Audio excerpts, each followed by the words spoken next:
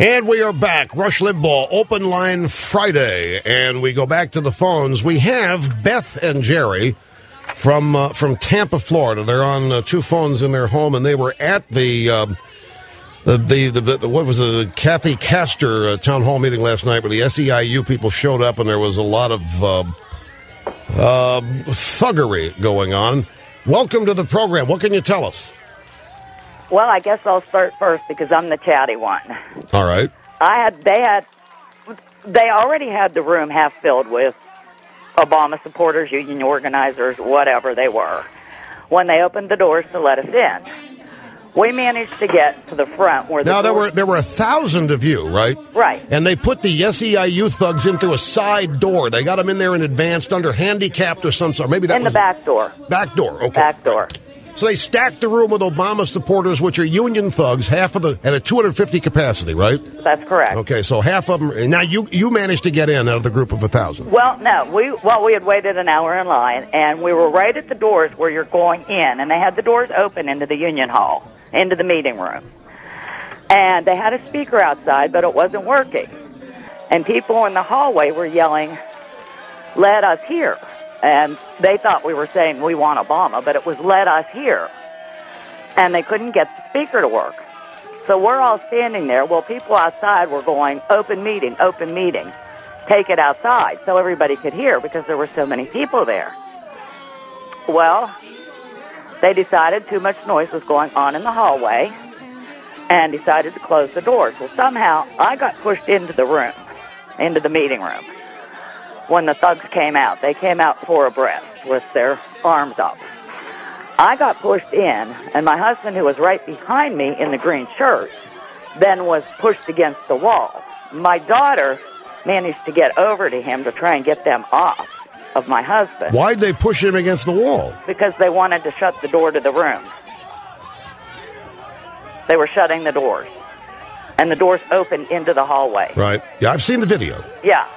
And at that point, they had my husband pinned against the wall. I was trying to get out to him, and they wouldn't let me out of the room. Are you there standing next to a cop who's not doing anything about it? Is that you that I saw, or is that a different frame of the video? There was no cop there at all. Yeah, there was. There was a cop inside the room who was not. There was a woman begging this cop to get out there and stop something going on outside the room, and the cop just shrugged his shoulders. Well, that was inside. Oh, inside? Yeah, that was inside. I don't remember. I don't know that I've seen that video. I know I was begging people to let me out, and they told me I couldn't go out through that door. I could only go out through the back door. That was inside the right meeting hall. At any rate, when they had my husband pinned against the wall, I was going hysterical. We went to ask specific questions on health care. I have read the bill.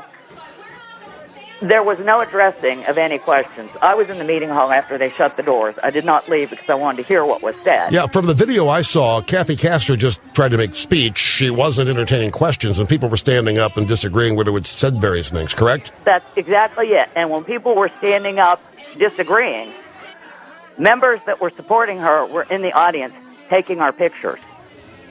It was almost like intimidation.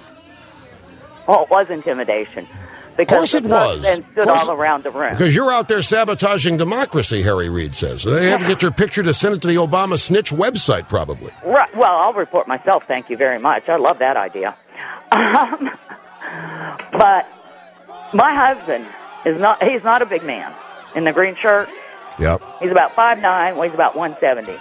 He has stage 4 cancer. He has a severed rotator cuff, a port in his chest, and an ileostomy. When they shoved him against the wall, I was telling them this. Let me out. Let go of him. You're hurting him. He's sick. They kept right on doing it and wouldn't let me out and wouldn't let him go. The man with the ripped shirt then came in to help my husband. And his shirt got ripped then by the thugs. All right, now I know who you are. Your husband wearing a button-down green shirt. This guy was in like a T-shirt. Yes. Green. Okay. Yes. So the initial attack was against my husband because he was standing at the doors as they closed, and they didn't want him in, so they shoved him back. All right, now, I've got about a minute here. You lived through this. You saw all this. You've heard about what happened in St. Louis. You've heard about what happened in Detroit and Houston, some of these other places. Right. What in the world do you think as a citizen after all this? Well, I'm distressed. I'm a union member, and I went there specifically for my causes. Are you a Republican or Democrat? I switched parties last year. I was 38 years as Democrat. So you're a member of a union, and you went to find out what the health care plan was about. That's correct.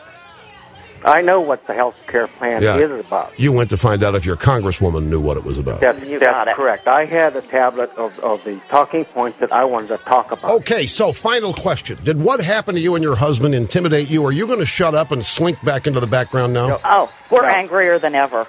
That's why we're calling you, and you can put our last name on the air. No. No, you don't want that. You don't. You don't want. We're not Facebook or MySpace here. Well, I did talk to my union chieftain here, and he is very distressed exactly what happened.